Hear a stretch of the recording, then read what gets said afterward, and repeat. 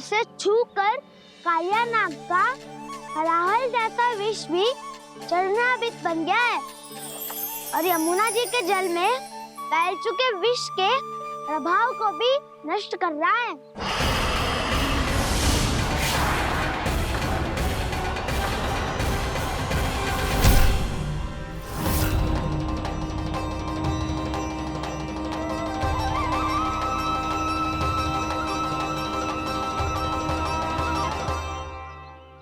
धर्म रक्षक अधर्म विनाशक प्रभु श्री कृष्ण का कौशल सचमुच अद्वितीय है। नारायण नारायण।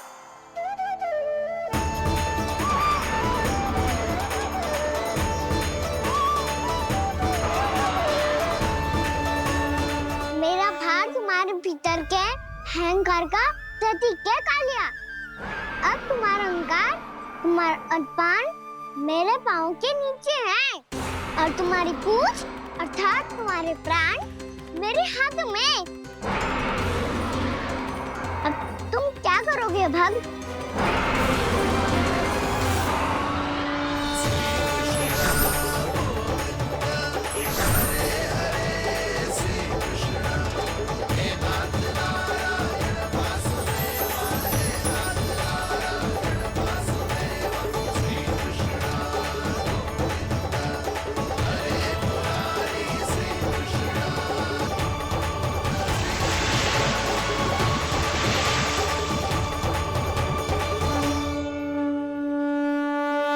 प्रभु, भले ये आपको पहचानने में असमर्थ हो, पर हम सब ने आपको पहचान लिया है।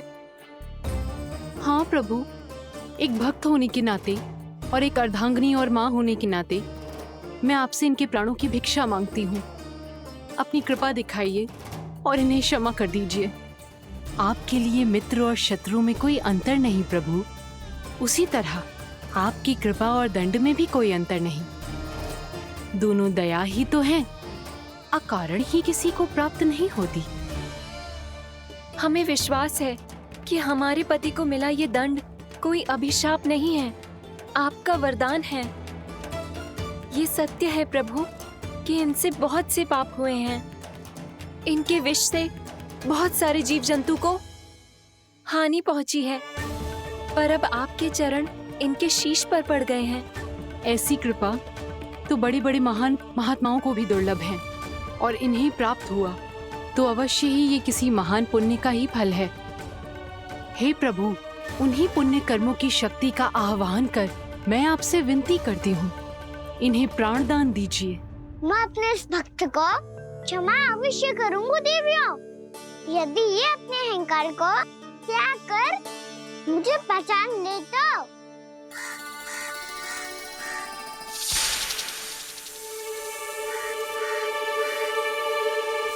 मैं तुम्हें श्राप देता हूँ, जितनी विषैली तुम्हारी जिह्वा है उतने ही विषैले सर्प बन जाओ तुम।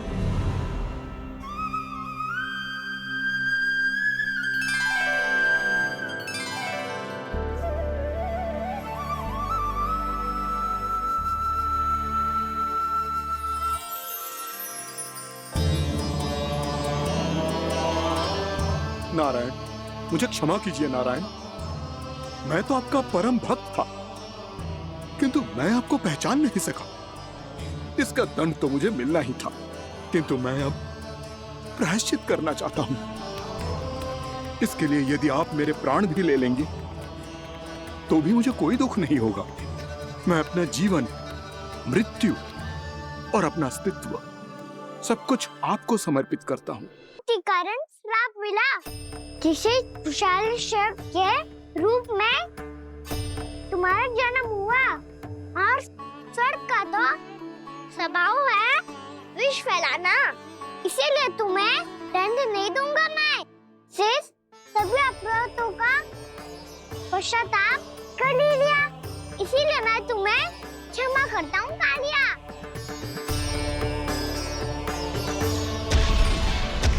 पर तुम्हें यहाँ से दूर समुद्र के बीच जाकर रहना होगा, जहाँ किसी निर्दोष का जीवन तुम्हारे विष से प्रभावित ना हो। मैं चाहकर भी आपकी इस आज्ञा का पालन नहीं कर सकता। मैं असमर्थ हूं प्रभु, क्योंकि यदि मैं इस क्षेत्र को छोड़कर गया तो मेरी मृत्यु निश्चित है।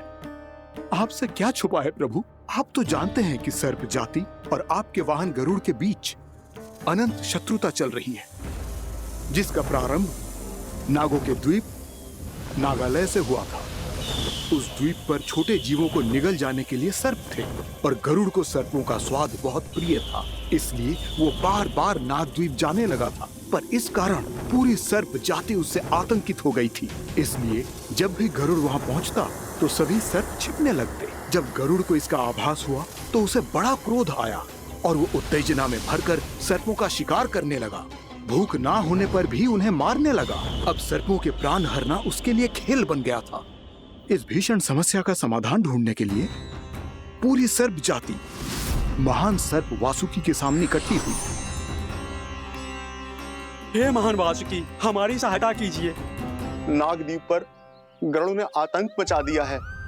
पहले तो वो हमें अपना भोजन बनाता था, लेकिन अब हम उसके खेल का साधन बन चुके हैं। भूख हो या ना हो, जब तब आकर वो हमारे प्राण हर लेता है। अनुचित हिंसा के इस प्रथा का आरंभ सर्पों ने ही किया है। पहले आप सबने पूरे द्वीप पर अधिकार कर लिया, फिर आहार के साथ साथ आनंद के लिए भी आप सभी ने निर्दोष जीवों की हत्या की। और जब सृष्टि का संतुलन बनाए रखने के लिए गरुड़ आपको अपना आहार बनाने आया, तो आप सब अपने प्राणों की रक्षा के लिए छिपने लगे। तो फिर गरुड़ का उत्तेजित होना तो स्वाभाविक ही था। नागनाथ, जो हमने अन्य जीवों के साथ किया वही अब हमारे साथ हो रहा है, परंतु ये भी तो सृष्टि के संतुलन के विरुद्ध ही है ना? अवश्य है, इसलिए मैं गरुड़ से चर्चा करूंगा। धन्यवाद प्रभु।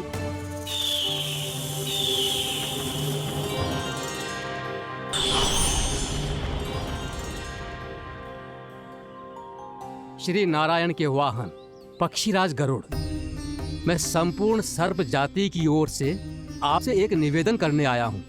कहिए, क्या कहना चाहते हैं आप? हे पक्षीराज, यदि आप हम पर ऐसे ही आक्रमण करते रहे तो शीघ्र ही हमारी प्रजाति समाप्त हो जाएगी। इसीलिए हमारी आपसे विनती है, यदि आप उचित समझें तो सर्पों के किसी एक घर से हम आपको एक सर्प प्रतिदिन अर्पित करेंगे।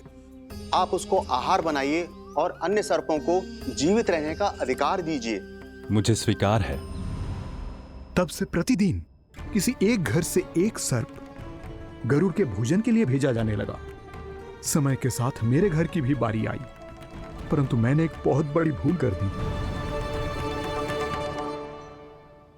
समय आ गया है स्वामी, आज गरुड़ के आहार के लिए इसे चुना गया है। कौन है यह गरुड़ और क्यों दूं मैं इसे कोई भेंट? स्वामी, सभी सर्प राज्यों और गरुड़ के बीच में यही समझौता हुआ है, हमें इसका सम्मान करना ही होगा। मैंने कोई समझौता नहीं किया, मैंने कोई वचन नहीं दिया और ना ही मैं किसी गरुड़ से भयभीत होता हूँ। यदि इस राज्य में किसी को सर्पों को अपना आहार बनाने का अधिकार है तो वो केवल मुझे है। अब से गरुड़ को दी जाने वाली हर भेंट मुझे दी जाएगी, महाविषधारी महान नागराज कालिया को। यह और कुछ नहीं, मेरा अभिमान था प्रभु, और ये मेरे इस जन्म की सबसे बड़ी भूल थी, क्योंकि फिर जब गरुड़ को इस बारे में पता चला तो। कालिया, अभिमान में आकर तूने अपने काल को ललकारा है। जिस कालिया के नाम में ही काल छिपा है, तू उसे ललकारने का दुस्साहस कर रहा है गरुड़। स्वयं को भगवान विष्णु का वाहन कहता है, तो वाहन का ही कर्म कर। स्मरण रख, इस धरती के सर्वश्रेष्ठ योद्धाओं के लिए भी मैं मृत्यु का दूत हूँ। विनाश काले विपरीत बुद्धि। तुझ जैसे मूर्ख सदा इस युक्ति को सार्थक करते आए हैं। अपने विनाश को आमंत्रण किया है तो अब भोग।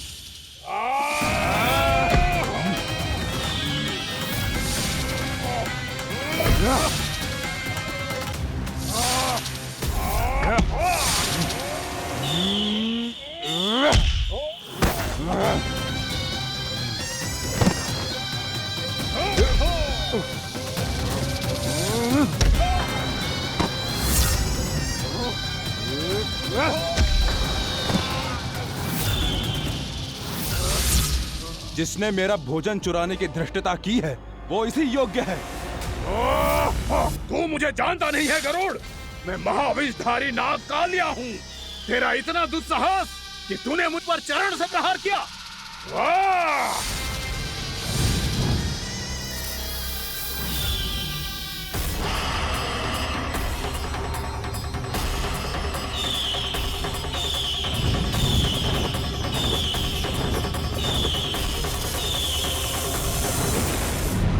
मैं अपने अभिमान में भूल गया था कि गरुड़ मुझसे कहीं अधिक शक्तिशाली है।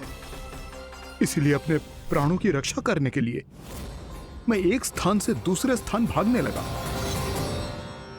नदियां, पर्वत, यहां तक कि मैंने सागर भी लांघ डाला। पर मैं जहां भी जाता गरुड़ के रूप में मेरा काल वहीं आ जाता। इसीलिए मृत्यु की आशंका से भयभीत होकर मैं अपने बड़े भाई मां कद्रू के प्रथम पुत्र अनंत शेषनाग से राय लेने चला गया। भैया, मैं यहां आपसे आपकी सहायता लेने आया हूं। मेरी एक छोटी सी भूल के कारण यह गरुड़ मेरा पीछा कर रहा है। मुझे हर समय हर स्थान पे ढूंढते रहता है। यदि उसने मुझे ढूंढ लिया तो वो निश्चित ही मेरे प्राण ले लेगा। मुझे कोई ऐसा स्थान बताइए जहां मैं अपनी पत्नी और अपनी संतानों के साथ शांति से रह सकूं। तुम यमुना नदी के किनारे वृंदावन क्षेत्र में जाके वास करो कालिया। गरुड़ वहां प्रवेश नहीं कर सकता क्योंकि उसे ऋषि सोबरी का श्राप मिला हुआ है।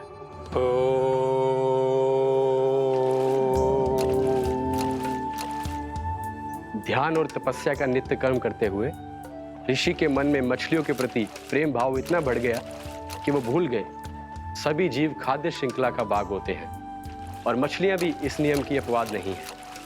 उन्हें मछलियों की अटखेली इतनी अच्छी लगने लगी कि वो इस क्षेत्र के मछुआरों को भी मछली पकड़ने की अनुमति नहीं देते थे।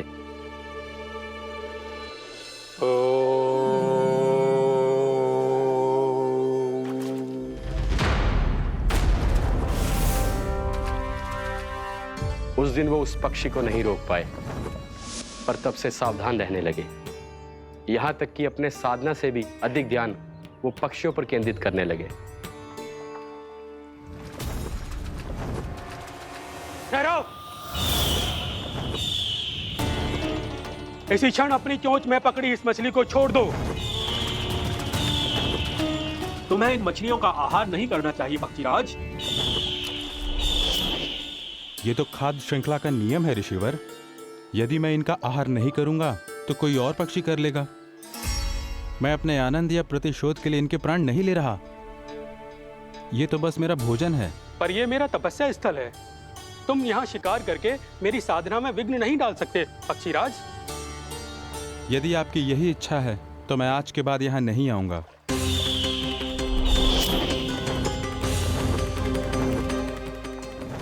पर आज ये मछली मेरे आहार के रूप में पकड़ी जा चुकी है। मैं वचन देता हूँ ऋषिवर, इस स्थान पर यह मेरा अंतिम शिकार होगा।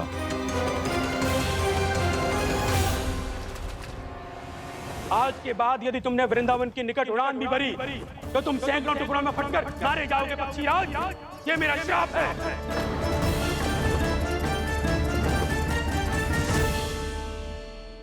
और इसीलिए भैया शेषनाग के सुझाव के अनुसार मैं यहां आ गया। पर अब यदि मैं कहीं और जाऊंगा तो मेरे प्राण नहीं बचेंगे प्रभु। निश्चिंत रहो कालिया, अब से गरुड़ तुम्हें कोई हानि नहीं पहुंचाएगा। अब तुम्हारे फनों पर मेरी पक्षिंग बन गए कालिया, इसीलिए अब से तुम्हें गरुड़ से कोई भय नहीं होगा। निश्चिंत होकर अपने परिवार के साथ गहरे समुद्र में चले जाओ और सुख से शांति से निवास करो। पर ध्यान रहे निर्दोष जीवों को हानि ना पहुंचे। आपने मुझे जीवन दान दे दिया प्रभु, इस उपकार से मैं कृतज्ञ हूँ प्रभु। आदेश दीजिए, मैं आपकी सेवा कैसे करूं? तुम्हारे जल क्षेत्र से 1 कोटि कमल पुष्पों को लेने की अनुमति दे दो कालिया। यही मेरी सेवा होगी। प्रभु, ये तो मेरा सौभाग्य होगा।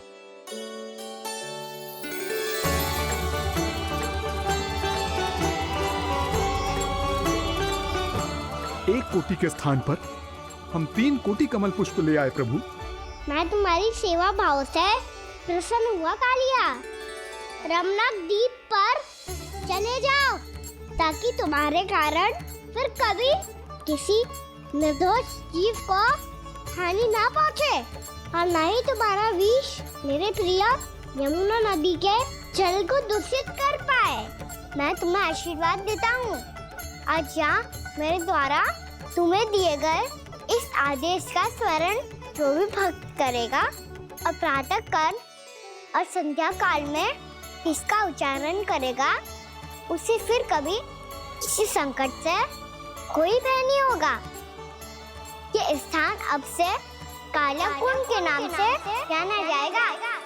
यहाँ पर स्नान करने वाला और देवताओं को इस क्षेत्र से जल का अधर देकर प्रसन्न करने वाला भक्त यदि मेरा स्मरण करके पास रखेगा तो वो अपने सभी पापों से शीघ्र ही मुक्त हो जाएगा।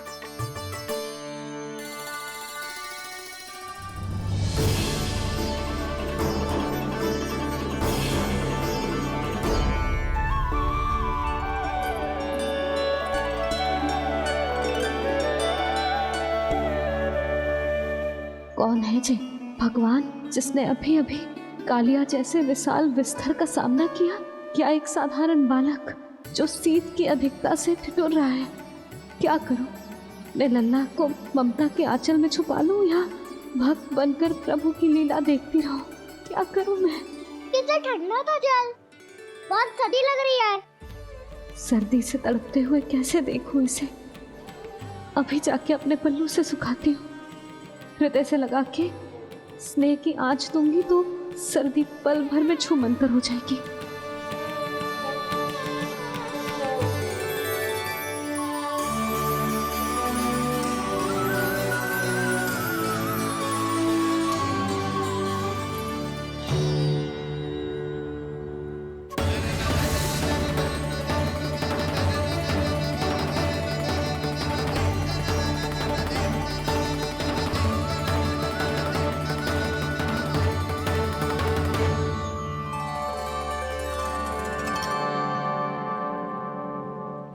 मेरी आवश्यकता ना है इसे। ये तो सच्ची में भगवान ही है जिसकी ठंड दूर करने के लिए स्वयं द्वादश आदित्य प्रकट हो गए हैं।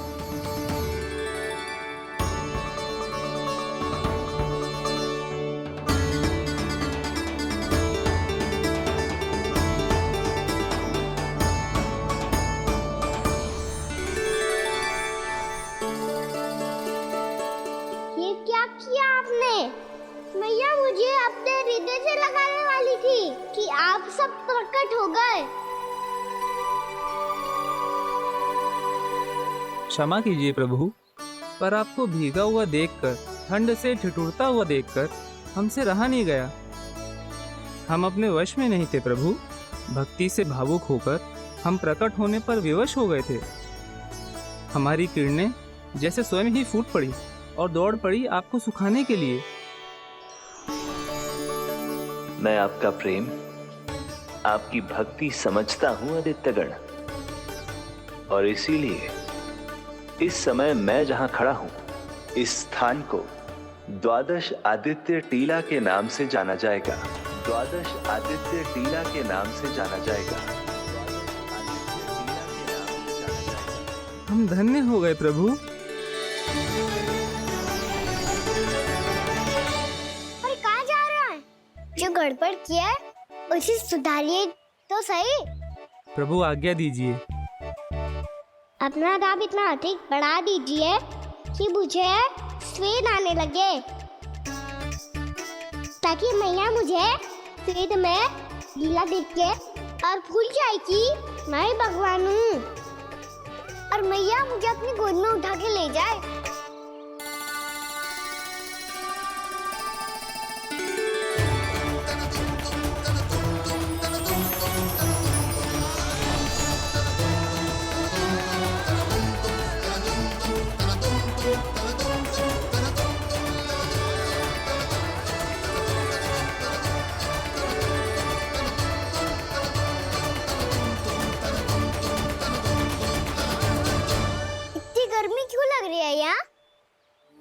श्वेत की एक बूंद भी आती थी तो मैं अपना आंचल लेकर पहुंच जाती थी इसके पास।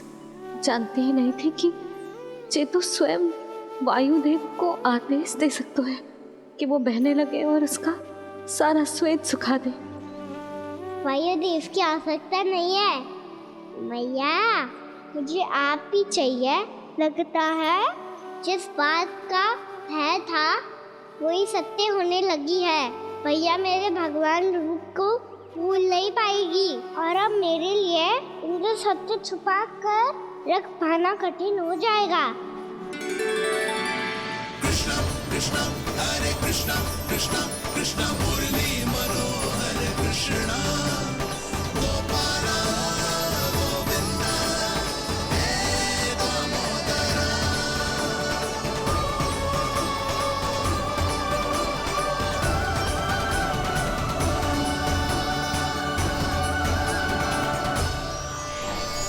प्रभु, आपके श्वेत से बने इस प्रसंगदान सरोवर का प्रणाम स्वीकार कीजिए।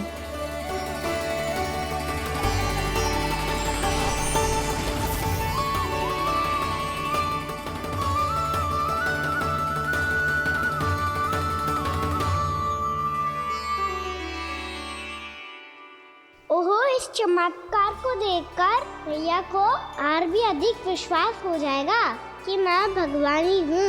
अब कैसे मनाऊं मैया को कि मैं इनका लाई हूँ। बाबा है ना, अब तो यही सहायता करेंगे। श्री कृष्णा गोविंदा हरे हरे श्री कृष्णा गोविंदा हरे हरे श्री कृष्णा हरे मुरारी श्री कृष्णा श्री कृष्णा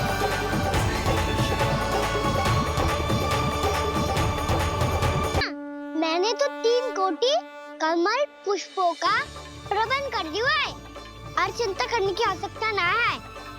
1 कोटि कमल के स्थान पर 3 कोटि कमल पुष्प मिल गए हैं। हाँ कान्हा, मैं उचित संदेश के साथ ये सारे पुष्प उस कंस के पास भिजवाता हूँ। महाप्रक्रमी कान्हा की जय। वृंदावन रक्षक कान्हा की जय।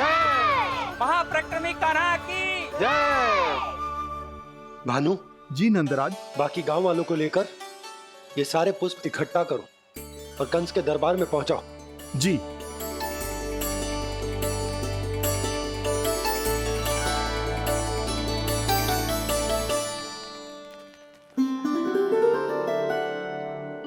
मैया, कौन हो तुम? मुझे पता था मैया, जब आपको सत्य पता चलेगा तो आप मुझे मैया की तरह स्नेह ना कर पाओगी।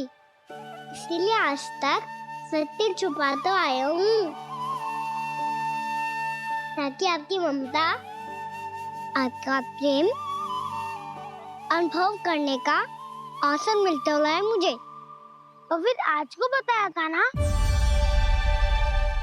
जो रहस्य तुमने बरसों तक छिपाया था उसका भेद खुलने में तुम्हारा ही योगदान है। मुझे कालिया के शीश पर अपने पद चिन्ह रखकर उसे मुक्त कराना था दाऊ, वचन दिया था मैंने उसे। इसके अतिरिक्त निर्दोष पशु पक्षियों के जीवन को कालिया के विष से ही बचाना था मुझे। इसमें कंस को तो सम्मिलित करना ही था ताकि जब मैं कालिया का सामना कर रहा हूँ तो वो किसी और असुर को समस्या बनाकर वृंदावन ना भेज दे। पर इस सबसे बड़ा एक कारण और था दाऊ, मैं चाहता था कि मैया को सत्य पता चल जाए। पर क्यों कहा ना? क्योंकि मुझे लगने लगा था कि मैया से ये रहस्य छुपाकर इनके साथ धोखा कर रहा हूँ। अपराध बोध से दबा जा रहा था मैं।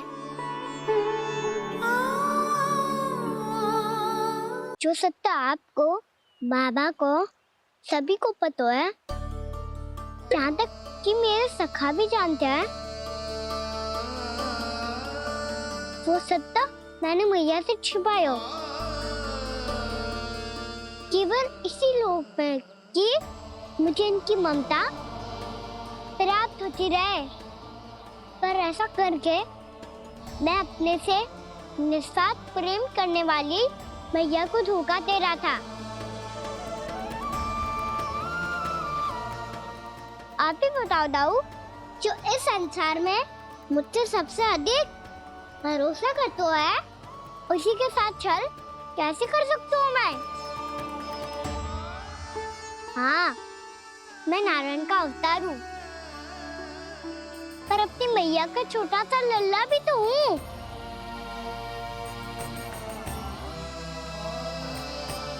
इसीलिए तो यमुना जी में छलांग लगाने का एक कारण इस गेंद को लेने जाना भी था। स्नेह से बनाई थी मैया ने गेंद, इसे अपने से दूर कैसे होने देता मैं? आपको आभास भी ना है मैया कि आप मेरे लिए कितने महत्वपूर्ण हो। ये सत्य है कि सभी देवता, प्रकृति, भक्त, ये सब है मेरा ध्यान रखने के लिए, मेरी सेवा करने के लिए। पर क्या इनमें से कोई भी मेरी मैया का स्थान ले सकता है? और आप भी तो यही चाहती थी कि मैं आपका लल्ला बन के आऊं, आज जैसे आपने मुझे अपनी गोद में लिटा रखा है, क्या कुछ ऐसा नहीं हो सकता कि शीघ्र ही मुझे आपको अपनी गोद में खिलाने का अवसर मिल जाए? मैया, नारायण का अवतार होना क्या इतनी बड़ी समस्या है कि आप हृदय से भी राह लगा सकते? मैया,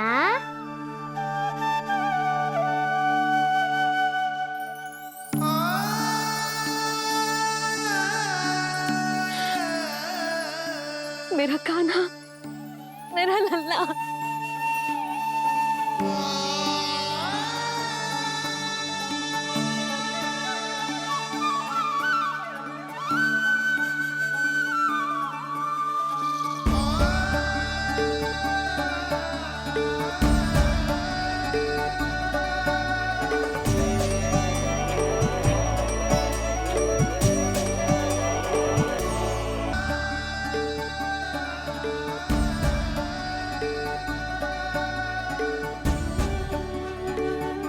ये सत्य है कि ये जानने के बाद कि तू श्री नारायण का अवतार है,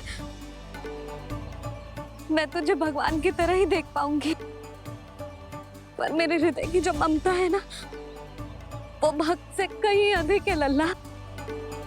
फिर चाहे तू साधारण बालक हो या श्री नारायण का अवतार, तू सदैव ही मेरा लल्ला है, मेरा लल्ला था और सदैव ही रहेगा।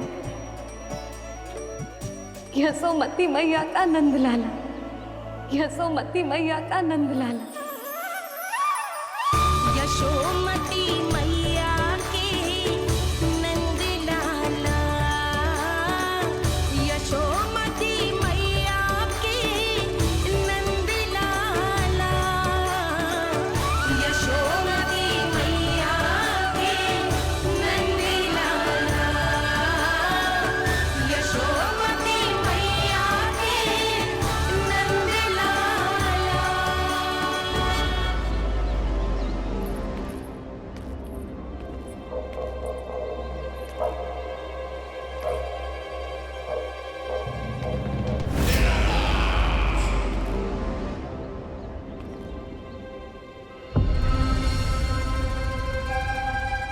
क्या है ये साला? वृंदावन से पत्र आया है महाराज। विनती की गई है कि इसे आपके सामने पढ़ा जाए। पढ़ो। शीघ्र करो। महाराज कंस, पूजा के लिए आपको 1 कोटि कमल पुष्पों की आवश्यकता थी। वृंदावन वासियों की ओर से मैं आपको 3 कोटि पुष्पों की भेंट भेज रहे हूँ। कृपया अतिरिक्त पुष्पों को अपनी गोप प्रजा की विनम्र श्रद्धांजलि समझकर स्वीकार करो महाराज। आपको ये जानकर प्रसन्नता होगी कि जैसे ही मेरा पुत्र कृष्ण कालिया नाग के सामने पहुंचो, वो महाभयंकर नाग भी आपके भय से कांप उठा और स्वयं ही जे सभी पुष्प हमारे द्वार पे पहुंचा गो।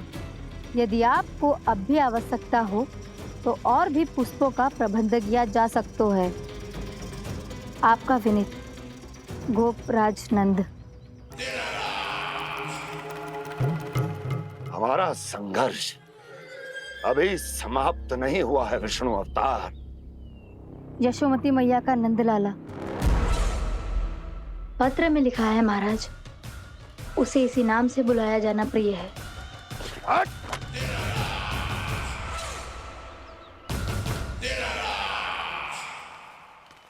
जैसे आपने कही वैसे ही करो। हमने कंस के राजभवन को पुष्प से भर दियो है। मुझे तो ऐसा लग रही है इतने पुष्प देख के कंस को चक्कर आ जाएंगे। आपका पत्र पढ़ के उसे ये समझ में आगा होगा कि वृंदावन वासियों से उलझना ठीक ना है उसके लिए।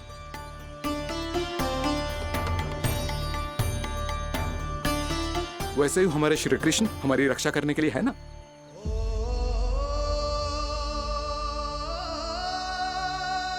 सूर्यास्त होने वाला है, हमें अब घर चलना चाहिए। मुझे बहुत थकान लग रही है नंदराज। हाँ, मैं भी बहुत थक गई हूँ। नंदराज, कमल पुष्पों को गाड़ी में लादकर मथुरा पहुंचाने में अब हम भी बहुत थक गए। तो आप सब लोग रात्रि को यहाँ रुकना चाहते हैं? वैसे सुझाव तो अच्छा है नंदराज। अब कालिया नाग के स्थान से जाने के बाद प्रकृति कितनी खिल उठी है, क्यों जसोदा जी?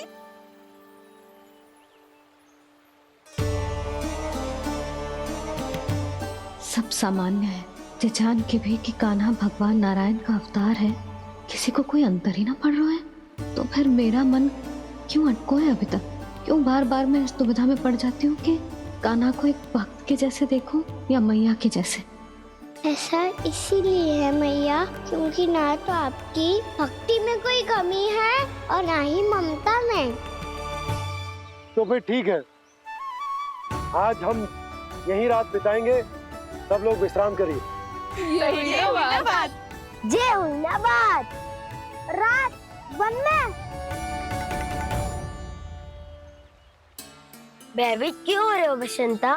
श्री नारायण का अवतार कान्हा है ना हमारे साथ।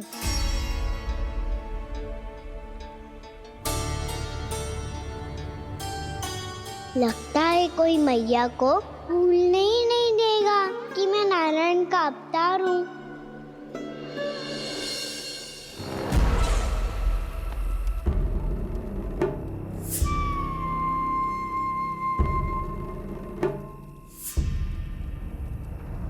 तुम्हें पूर्ण विश्वास है ना गुप्तचर? ये सब कुछ उसी बालक ने किया है। उसी ने कालिया को पराजित करके यहां से दूर भेज दिया है। मैंने अपनी आंखों से देखा है महाराज। और वृंदावन के सभी वासी इस समय वन में विश्राम कर रहे हैं, ये सूचना पक्की है। वो सब पूरी रात वन में ही बिताएंगे महाराज।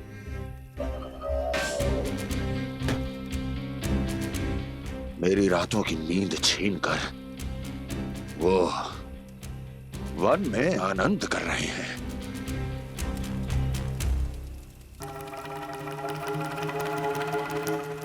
किंतु मैं उनके इसी आनंद को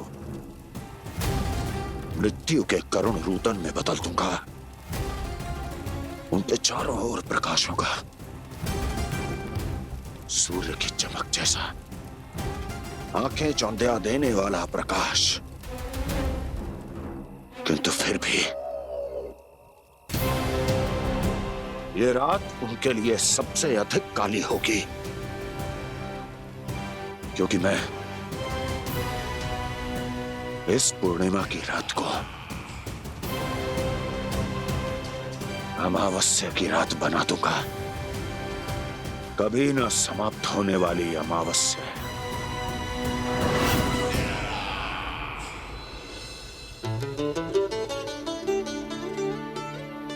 भाभी देखो, वन देवी प्रसाद के लिए जे केले लाई हूँ मैं।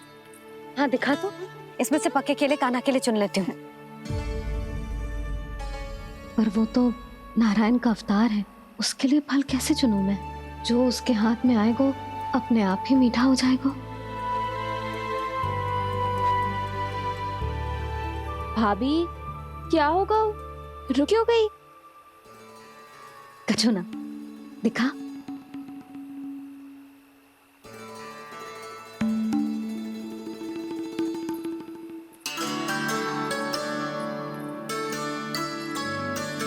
कान्हा, तुझे भूख लगी आई होगी ना?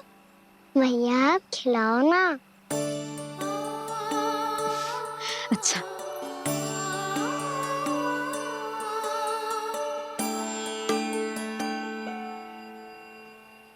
ले।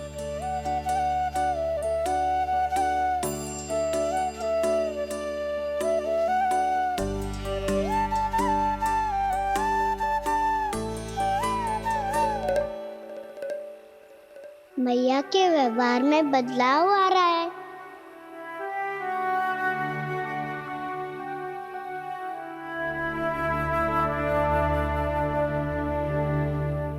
कान्हा, बंसी काका हम सबको वन में आग जलाना सिखा रहे हैं ताकि भयानक पशु को दूर करा जा सके। भैया मैं जाऊं? भैया अग्नि जलाने जाऊं? हाँ जा। भैया तो चुपचाप जाने दे रही है, पहले जैसे चिंता भी नहीं कर रही है अब। लल्ला सुन, अग्नि के साथ खेलियो मती और सुरक्षित दूरी बना के रखियो, समझ आई?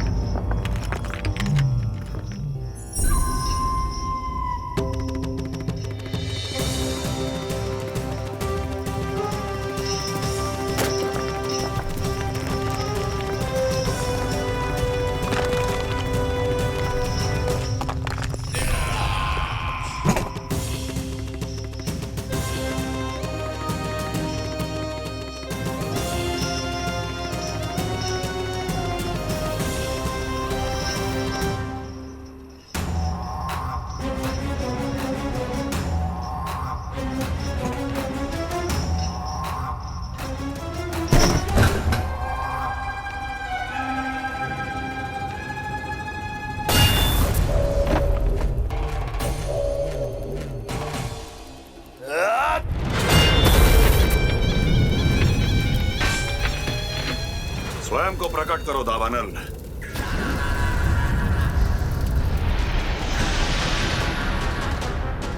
प्रणाम महाराज। महाराज कंस, इस कारागार से मुक्त करवाने के लिए आपका बहुत बहुत धन्यवाद। बताइए, इस उपकार का ऋण कैसे चुकाऊं? बस वही करो दावानल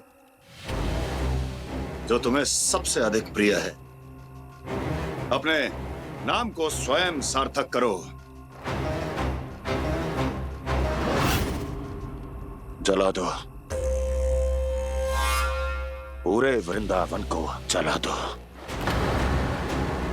कीट, पशु, पक्षी, वनस्पतियां, वृक्ष, यहां तक के मानव भी, कोई भी जीवित प्राणी जीवित नहीं बचना चाहिए। जला दो सबको, सबको। आपकी आज्ञा ही मेरी इच्छा है और आपकी इच्छा ही मेरी आज्ञा। तुम सबने देखो अजय, अधिक कठिन ना है ये।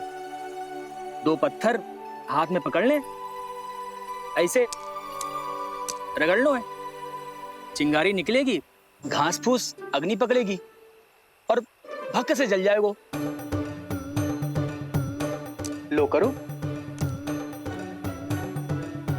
लो सुबल।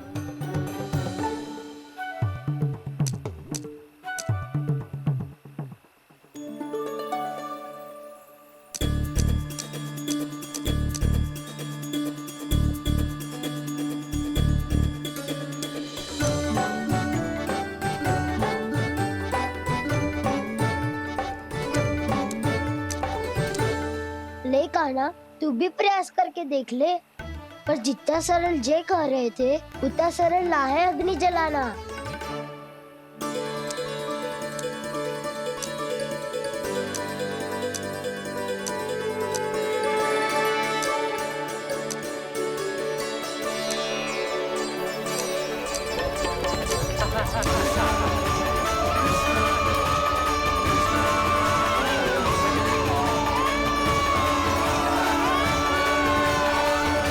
ये तो श्री नारायण का अवतार है। संसार की सारी अग्नि इसके नियंत्रण में है, तो फिर एक चिंगारी उत्पन्न करना कौन सी बड़ी बात है।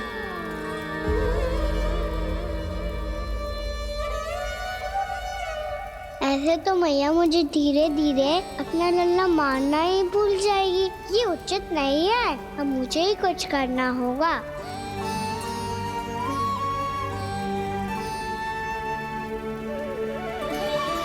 कान्हा, ऐसे मत करो, लग जाएगी।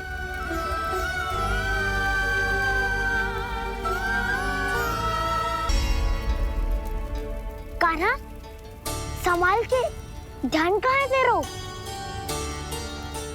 कालिया नाग का हलाहल जैसा विष जिसका कछु ना बिगाड़ पाई, जिस साधारण सी अग्नि उसे हानि कैसे पहुंचा पाएगी। मेरी ममता बार बार चिंता करने पे विवश कर देती है मुझे।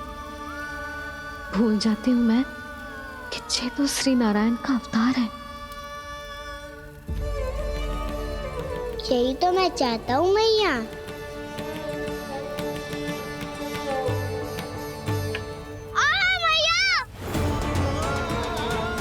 कान्हा, कान्हा, देखा देखा, कहाँ लगी? हाँ, बोला था ना अग्नि से दूर रहने। दिखा, जले का चिन्ह ना है।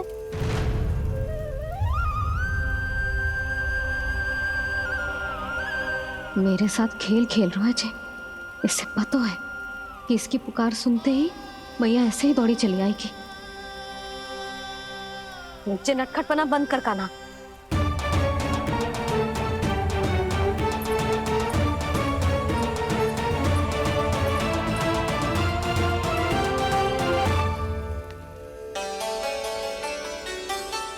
यशोदा, आ जाओ, कान्हा को भी बुला लो।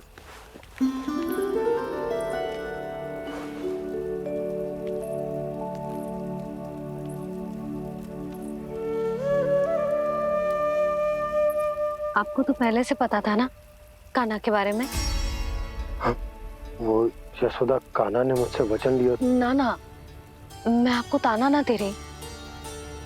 मैं तो बस ये सोच रही थी कि आप अपने आप को कैसे समझा पाते हो, ये जानते हुए भी कि वो श्री नारायण का अवतार है।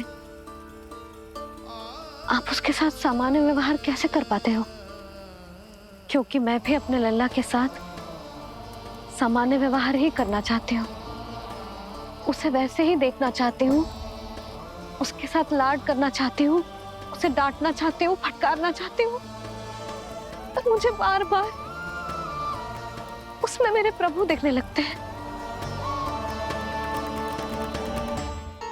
मेरे साथ भी ऐसा ही होता है यशोदा। पर जब मैं ये स्वीकार कर लेता हूँ कि जो हमारा लल्ला है, तो मैं भूल जाता हूँ कि जय श्री नारायण का अवतार भी। उसके बाद सांसारिक माया मुझे अपने अंदर जकड़ लेती है। यशोदा, तुम्हारे साथ भी कछु ऐसा ही होगा। संसार की मोह माया तुम्हें खुद में जकड़ लेगी और तुम जब भूल जाओगी कि भगवान का अवतार। और सच्ची कहूं तो भैया की ममता के आगे कोई भी माया ना टिक सकती। सबसे बड़ी होती है एक मैया की ममता। पर भक्ति का भाव भी कम प्रबल ना हो तो है जी। मेरे हृदय में ममता और भक्ति के बीच युद्ध चल रहा है। मुझे ना पता कौन सा भाव जीतेगा और कौन सहारे को? इसका अर्थ है कि मुझे कुछ भी ऐसा करने से स्वयं को रोकना होगा, जिससे मैया के मन में भक्ति का भाव प्रबल होकर हिंसा से जीत जाए। तो फिर ध्यान रखना कान्हा, अब सबके सामने कोई लीला मत कर देना तुम।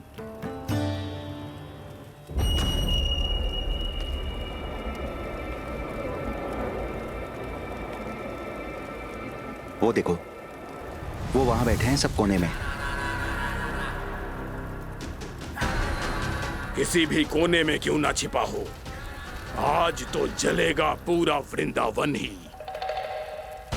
मुझे फैला दो यहाँ और फिर जाओ महाराज कंस को सूचना दो कि उनका कार्य हो गया है। महाराज का आदेश स्मरण है ना, वृंदावन का कोई भी आदमी आज जीवित नहीं रहना चाहिए। अग्नि को जलाना मत सिखाओ, जाओ मुझे अपना कार्य करने दो।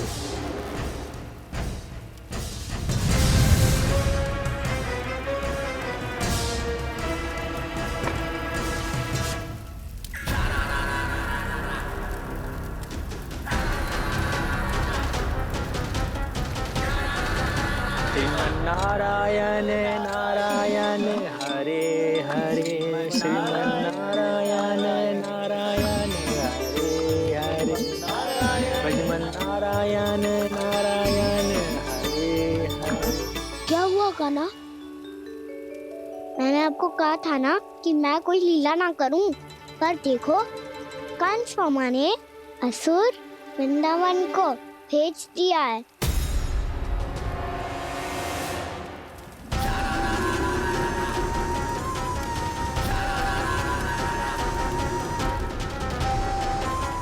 दावानल अर्थात पंचअग्नि। अब क्या करोगे तुम? वही जो मेरे ताऊ क्या क्या सबके सामने ही ऐसा कछु ना करूंगा जो लीला लगे, पर सबकी दृष्टि से छुपकर तो कछु करना होगा दाऊ। इससे पहले कि ये दावानल पूरे वृंदावन को लील जाए। पर कान्हा करने क्या वालों है?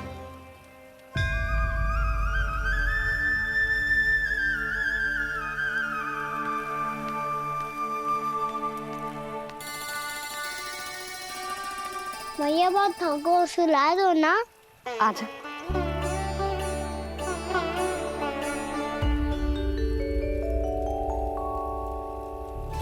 लोरी गाओ ना मैया।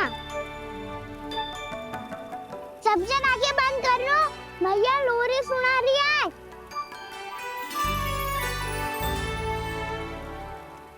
तो ये है तुम्हारी योजना?